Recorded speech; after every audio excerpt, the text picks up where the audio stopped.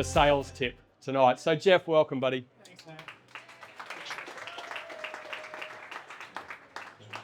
Might need to put this down a little bit for me. There we go.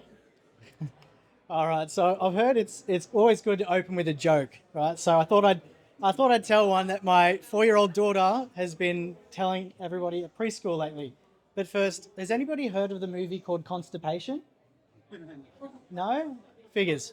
It hasn't come out yet. Sorry. So, thanks for having me up here tonight.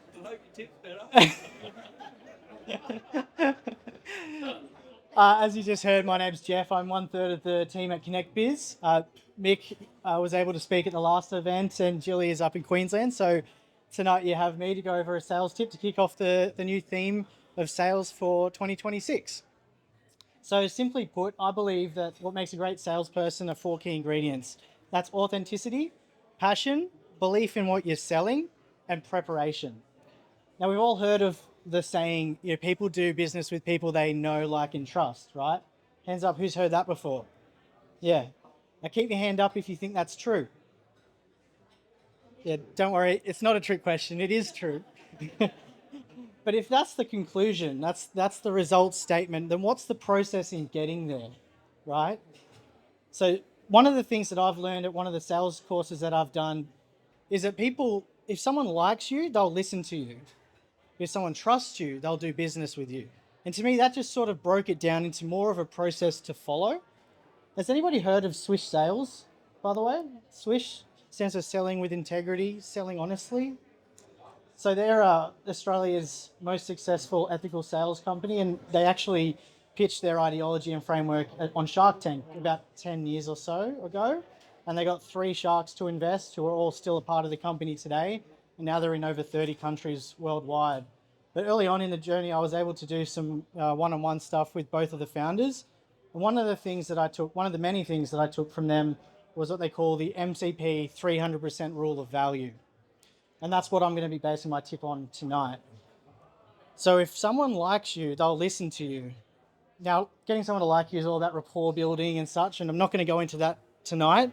However, it is why I told a joke at the start. Might not have landed so well, but so the crux of the interaction becomes, if someone's willing to listen to you, well, what do you say? What do you say to build enough value that there's trust towards doing business with you? And that's where MCP 300% is a great rule, a great sort of framework to follow. So it stands for myself, company, and product.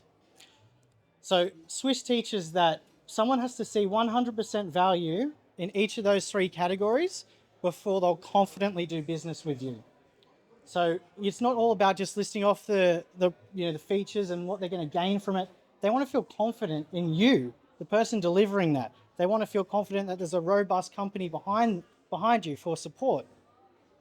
So best practice to cover the MCP is create 3 solid and succinct selling points for each of those 3 areas.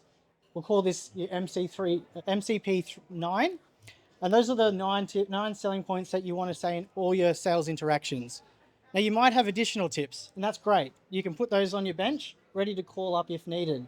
Because often when you get an objection, you can read through that and understand they're actually saying, I don't see enough value in this area, or I don't see enough value in that area. And then you can empty your bench and build more value in the relevant area. Does that make sense? Great. So to break it down a little bit further, so myself, that's all about building value in you personally. What's your experience? What's your skill level? Your knowledge level? What are your qualifications? What sets you apart, right? Success stories. Stories are really what sells in that area. The next part, company, that's all about building value in the company behind you. Whoop. So that might be things like company history. How long have you been around? What awards have you won? What testimonials have you got? Your reviews? Do you offer any guarantees? But also, what does the company stand for? What's its values? And maybe even what causes does it support? And then the product's all about the features and the product that you're selling. So that might be things like, what's the USP, unique selling point that's different to other parts of the other things on the market? But but you really want to heavily lean into what benefits that do they have by obtaining that? What's the feeling around that? Is it moving them away from pain? Is it making something more comfortable for them? Is it making something more fun? And then listing the features that go along with that. But like I said, you don't want to just list off a whole bunch of features. That ends up becoming just a list of words that have no feeling attached to them, and they'll likely forget that. So you want to structure pitching features in the form of what, how, and why. So for example, if I was going to sell my sea kayak, I wouldn't just say it's got a sharp upturned bow and chines on the hull. You'll be like, okay, cool.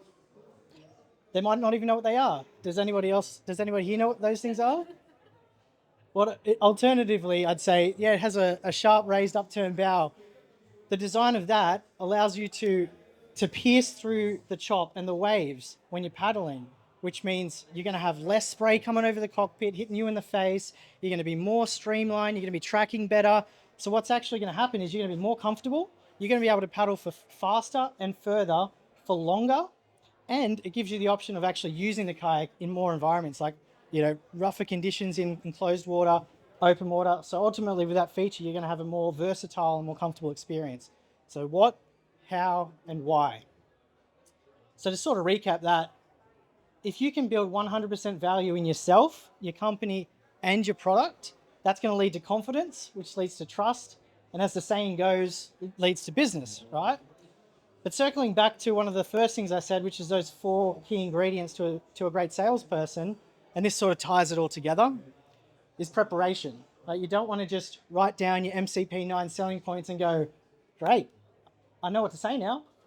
I'm going to do that next time. That's literally practicing on live customers.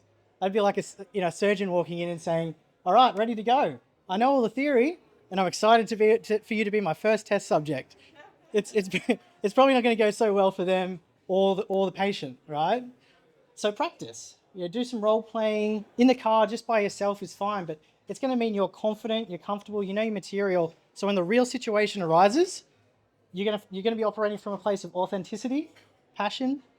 You're going to believe in what you're selling, and you're going to be well practiced. So there's 4 ingredients that are going to lead to conversions rather than losing patients on the operating table. So that's my tip for tonight. Thanks all for listening. I hope you liked more than just the joke at the start.